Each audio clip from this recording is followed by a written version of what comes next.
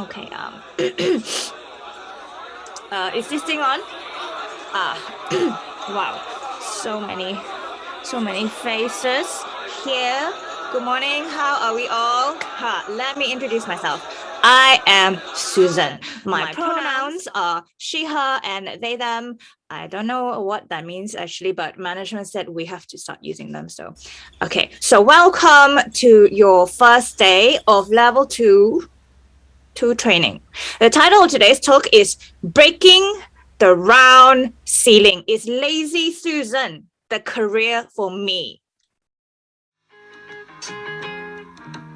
You are probably wondering, what's this old sheet of glass going to say that isn't already in the manual? Well, let me remind you. You are looking at 3 times Caterer's Choice Award nominee for Best Lazy Susan, middleweight category, not that heavy. I've been spinning for over 30 years. I started long before you were a twinkle of sand on the beach. Did you know it takes 10,000 rotations to achieve ultimate mastery? I heard that on a podcast. Guess how many I've done so far? Anyone? 40,000. 40,000. Hey, I bet most of you didn't even squeeze out 400 in your level 1. You are all here because you want to be lazy Susans.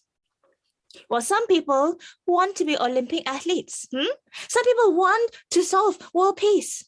It's not enough to want to be a lazy Susan, okay? It's in your DNA. Did HR get you all to do the Myers-Briggs test? Yeah? Did you know 72% of successful Susans have an ESFJ personality? People will tell you you're needy, you seek approval, you derive validation by helping others, but you are born to serve. For the rest of your life, you will put your customers' needs before your own. So if your test came back otherwise, I'm looking at you, do yourself a favor and walk out this door now. Let me guess.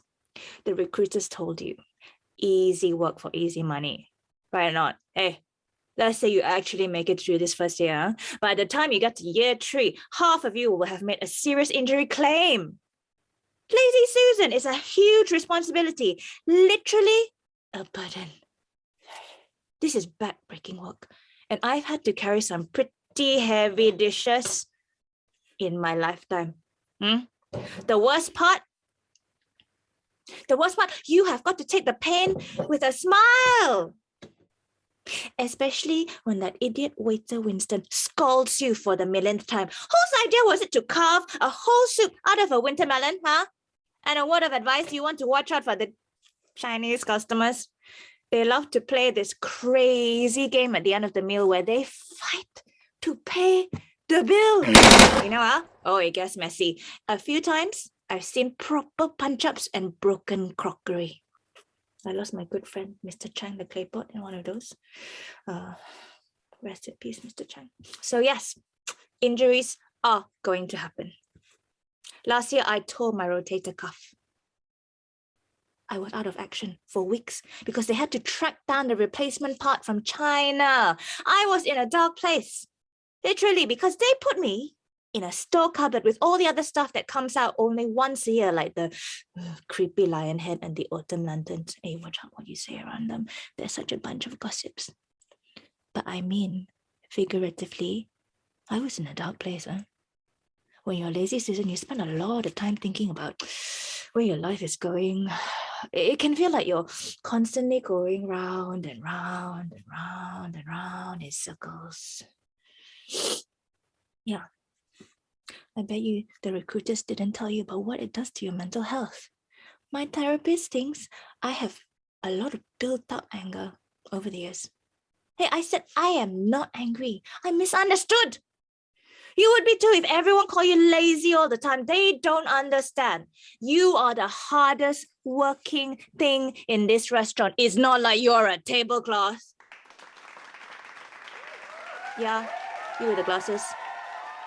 Oh, practical advice. Right.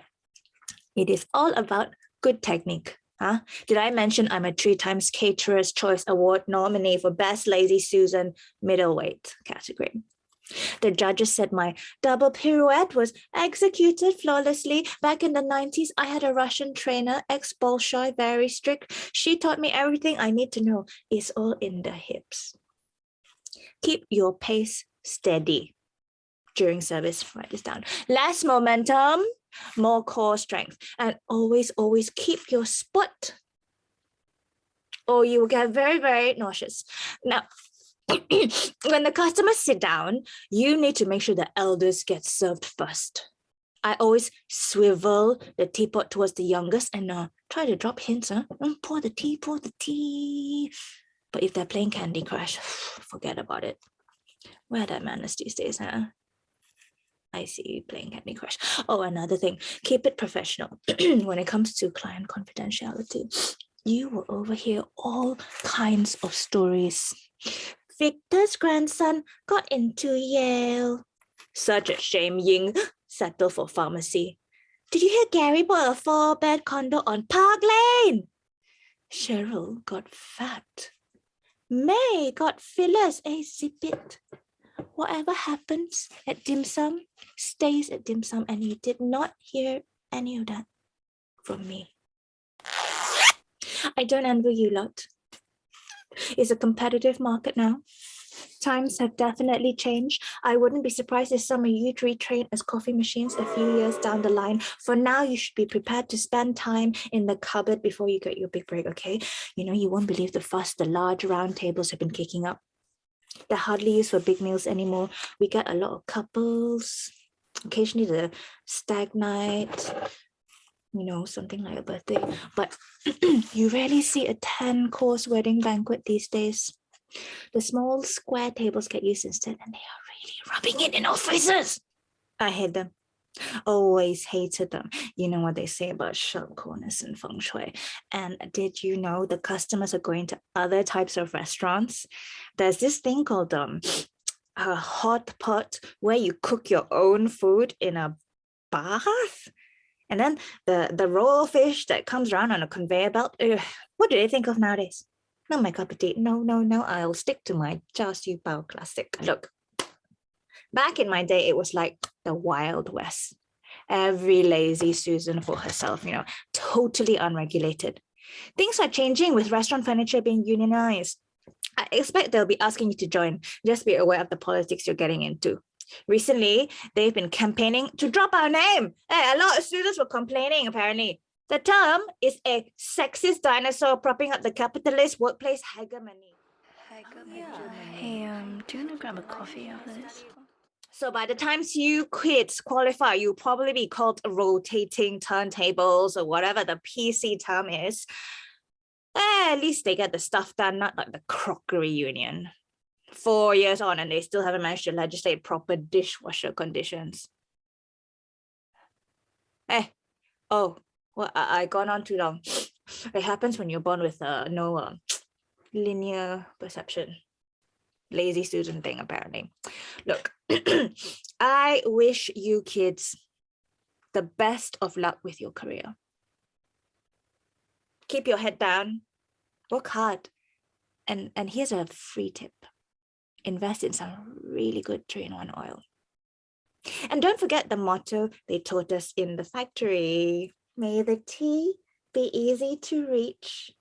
May everyone eat their fill of rice.